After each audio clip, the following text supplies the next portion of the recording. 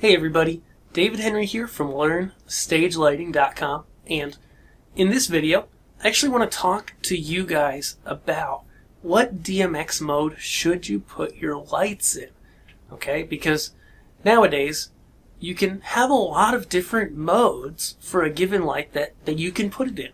You know, back when LEDs were first coming out, they might have had 2 or 3 modes, or maybe just one. But now, LEDs and moving heads too, lots of both of them, have a lot of options that could range, for an LED fixture, anywhere from a 3-channel mode to 500 channels. I mean, literally. I've literally seen fixtures that can go from 3 channels to 500 channels. It's an LED strip light, I'm thinking, 72-inch strip light, and you can break it down into such finite control to get 500 channels. And while when I first started doing lighting, I always put things in the very highest mode that I could. I said, this has got to be the best thing to do. And whether you're working with moving lights or LED lights, you got to decide at some point what mode you're going to run them into. And the decision's not always easy, but I have 3 considerations that I take every time I'm deciding what mode to put a light in. And they are the console, they are the visual, and most importantly, the time. So first up, there's your console. You got to take into account how many DMX universes, how many DMX channels can you control with your console.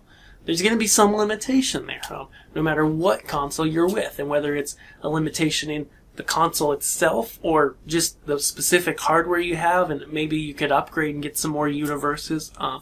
It doesn't matter, but for a given show, you've got a show coming up and you got to think, okay, I've got 20 of these fixtures and I've got to make them fit into 2 DMX universes, right? So that's 1,000 channels, 20 fixtures. They can't take up more than about, I think, 20 channels, but don't quote me, I'm not good at math. But the point here that I'm saying is that, you can all day long get a fixture that takes a lot of channels and be like, oh man, I want to be able to control it in that mode.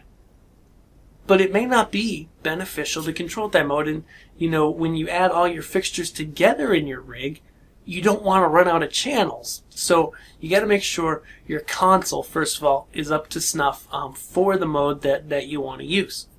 Next, I think about visual, your eye, okay? I remember reading a number of years ago an article in a magazine about a really big EDM show.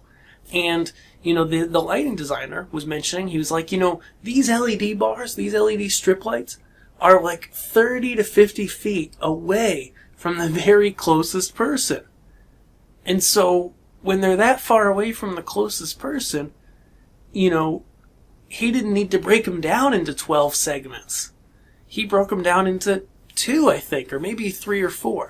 But regardless, if the fixture itself is going to be far away from people visually, then who's going to be able to tell whether it's in 12 segments versus 6 segments? Because if you take an LED fixture, whether it's like an LED mover or an LED strip light, at a distance, the difference between 12 segments and 6 segments visually probably is negligible to nothing, and most people in the audience sure aren't going to notice.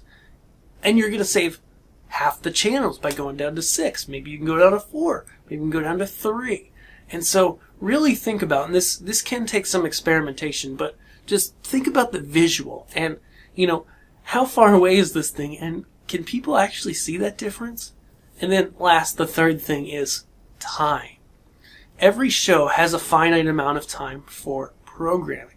Sometimes you're going to have a lot more time to program. Sometimes you have almost no time to program. Sometimes you just really value your time and don't want to spend all day programming. Whatever the answer is in your specific situation and in this specific show, a LED fixture with 12 segments or a moving light with, pixel mapping where you can, change every single pixel is cool, but that functionality is also going to take a long, long time to program. Okay? And so, while this has been easy for me to do in the past, I know myself, it can be easy to get carried away with wanting to use the biggest mode, the most versatile mode that the light has. But that's going to take longer to program. And you may not have that time, and you may miss out on programming things that would have a bigger impact on the stage. And so keep those things in mind, the console, visual, and time.